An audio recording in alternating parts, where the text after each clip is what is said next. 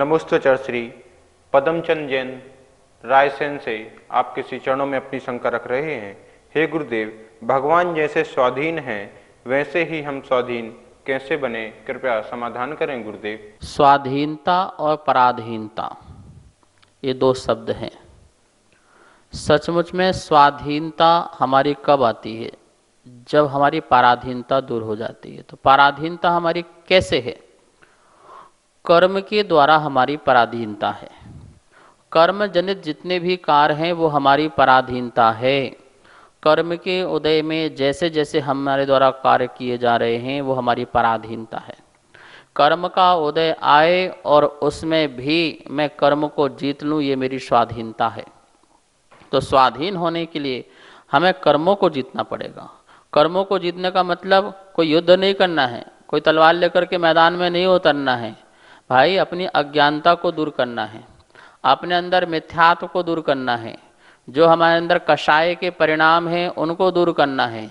जैसे जैसे हम कषायों को दूर करेंगे, अज्ञानता को दूर करेंगे, मिथ्यात्व को दूर करेंगे, हमारी वैसी वैसी स्वाधीनता प्रकट होती जाएगी। स्वाधीनता का मतलब है मालिक और पराधीनता का मतलब है गुलाम, सेवक। जो मालिक है सेवक को गुलाम बना के रखता है। ऐसे ही कर्म जो है, जो हमको गुलाम बना के रखे, वह अज्ञानी लोगों के लिए है।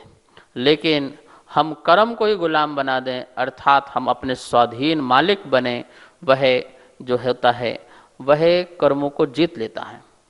समझ में आया ना आपको? तो हमें क्या करना है? स्वाधीनता। मुनिराज क्या है? स्वाधीन होने को निकले हैं। देखो कितने स्वाधीन हैं। वस्त्र नहीं पहनते हैं, स्वाधीन हैं, वरना वस्त्र कारण पराधीन होना पड़ेगा। पैदल चलते हैं, स्वाधीन हैं। क्यों स्वाधीन हैं? गाड़ी घोड़ा आदि की आवश्यकता नहीं पड़ती है। अपने हाथ में आहार ग्रहण करते हैं, स्वाधीन हैं, बनाना नहीं पड़ता है, थाली बर्तनों की जरूरत नहीं पड़ती है।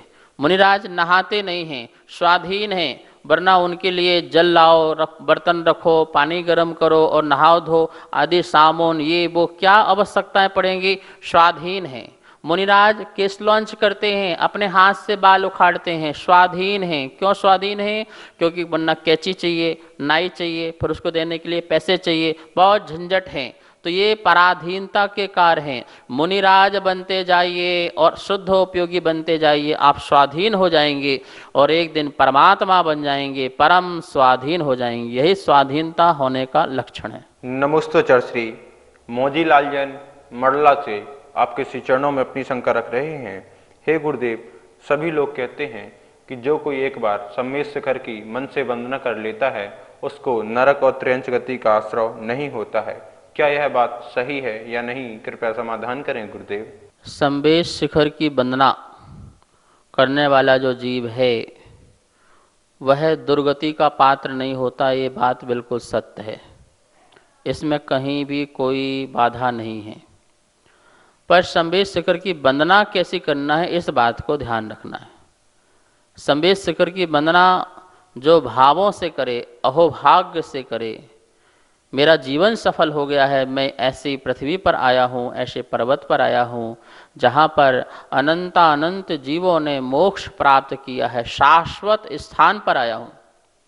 ऐसे शाश्वत स्थान के दर्शन नहीं करना है, उसके माध्यम से वहाँ पर जो जीवों ने सिद्धत्व को प्राप्त किया है उसके दर्शन करना है और अपने में भी सिद्धत्व प्रकट करने की भावना भाना है कि जिस प्रकार से यहाँ से पारसनाथ मोक्ष गए हैं, चंदा प्रभु मोक्ष गए हैं, ऐसे ही मेरी भी आत्मा यहाँ पर आकर के सिद्ध बने, सिद्धालय में जाए, मैं भी पुरुषार्थ पूर्वक मुनि बनूं, सिद्ध बनूं, ऐसी मंगल भावना भा करके वहाँ से आए और वहाँ से खाली हाथ ना आए, आत्मा को भर के आए। किससे भर के आए? व्रत से, तप से, संयम से, क्षमता से आत्मा को जो भर के आता हो उस जीव की कभी दुर्गति नहीं हो सकती है। आप वहाँ से क्या छोड़ के आए हैं? आप वहाँ से अपने पाप छोड़ के आए हैं क्या? क्या गलत काम छोड़ के आए हैं क्या? आपने वहाँ पर क्या रात्रि भोजन छोड़ के आए? क्या अवक्ष वस्तु का खाना छोड़ के आए? मैं एक टाइम सामायिक करूँगा आज से ऐसा नियम लेकर के आए, मैं तप करूँगा, तपस्या करूँगा, अनुव्रती बनूँगा, ये नियम लेकर आए आप? आप संवेद शिखर की यात्रा करके आए और आपका जीवन न सुधरे, आपका आचरण न सुधरे, क्योंकि आपने संकल्प लिया है कि प्रभु मैं भी एक दिन यहाँ से मोक्ष को प्राप्त करूं, ऐसे जो व्यक्ति होंगे उनकी कभी दुर्गति नहीं हो सकती है। वह संवेद शिखर की वंदना का फल जरूर प्राप्त करेंगे। वो नरक आदि पर्याय को प्राप्त नहीं होंगे, वो तिरंच पर्याय को प्राप्त नहीं होंगे, नियम से उत्तम देवगति आदि या मनुष्य गति आदि को प्राप्त होंगे। नमोस्तुते श्री शुभम जैन मौजपुर दिल्ली से आपके श्री चरणों में अपनी शंका रख रहे हैं। हे गुरुदेव, एक व्यक्ति ईश्वर पर विश्वास रखता है और दूसरा व्यक्ति कर्म पर विश्वास रखता है। ये दोनों ही गुलामी की जंजीर हैं, तो इन दोनों में फर्क क्या है? कृपया समाधान करें गुरुदेव। जो ईश्वर को मानने वाले हैं वो सोचते सुख दुख हमें ईश्वर देगा, ये भी एक मिथ्या मान्यता है। और जो कर्मवादी जो है कर्म सुख देता है, ये भी मिथ्या मान्यता है। देखिए, सब कुछ हम पर नहीं डाल सकते। ईश्वर तो कभी किसी का कुछ अच्छा बुरा करता नहीं है, पहली बात तो ये ध्यान रखने। रही बात कर्म की, तो कर्म हमें निमित्त मिलते हैं, सुख दुख नहीं दे सकता है। सुखी दुखी होना ये जीव का अपना व्यवहारिक स्वभाव है। वह कर्म के निमित्त से स्वयं सुखी होता है, कर्म के निमित्त से स्वयं दुखी होता है। लेकिन सुखी दुखी कर्म कर दे ऐसा नहीं है, निमित्त मात्र होता है। तो हमें ध्यान रखना है, कहीं हम ऐसा न सोचें कि हम कर्मवादी बन गए। जैन लोग कर्म पर विश्वास करें, अजैन लोग ईश्वर पर विश्वास करें और दोनों ही गुलाम की जंजीर में फंस जाएं, ऐसा बिल्कुल भी नहीं है। जैन ईश्वर को मानता है पर ईश्वर को अपना कर्ता नहीं मानता है। ईश्वर को हम मानते हैं, जो ऐश्वर्य से संपन्न है, श्री तीर्थंकर हमारे लिए ईश्वर हैं। जो सिद्ध परमात्मा वो हमारे लिए ईश्वर हैं, वो हमारे लिए आदर्श हैं, पर वो हमारे सुख दुख के कर्ता नहीं हैं। हाँ, निमित्त बन सकते हैं। हम उनको लेकर के भक्ति करें तो हमारे लिए सुख हमें प्राप्त हो, उनकी हम निंदा आदि करें तो उससे हमें दुख प्राप्त हो। तो सुख दुख के कर्ता वो नहीं है, पर वो निमित्त बन सकते हैं सुख दुख में।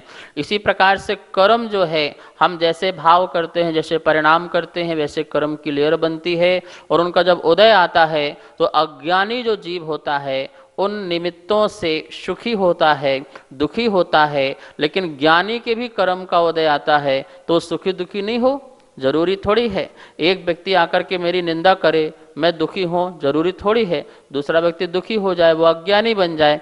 और मैं दुखी नहीं हो रहा हूँ तो मैं ज्ञानी बन गया। कर्म तो उदय में आया, पर कर्म ने मेरा नहीं बिगाड़ा, उसका बिगाड़ दिया। ठीक है ना।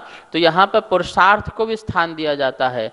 कर्म भाग्य हैं, दैव हैं, निमित्त हैं, तो यहाँ पर हमारा आत्मा पुरुषार्थ है। हम पुरुषार्थ करते हैं, उसके बल से हम कर्मों को जीत लेते हैं, अपने भावों के बल से कर्मों को भी नष्ट कर देते हैं। तो कर्म ही हमको घुमाएगा ऐसा नहीं है।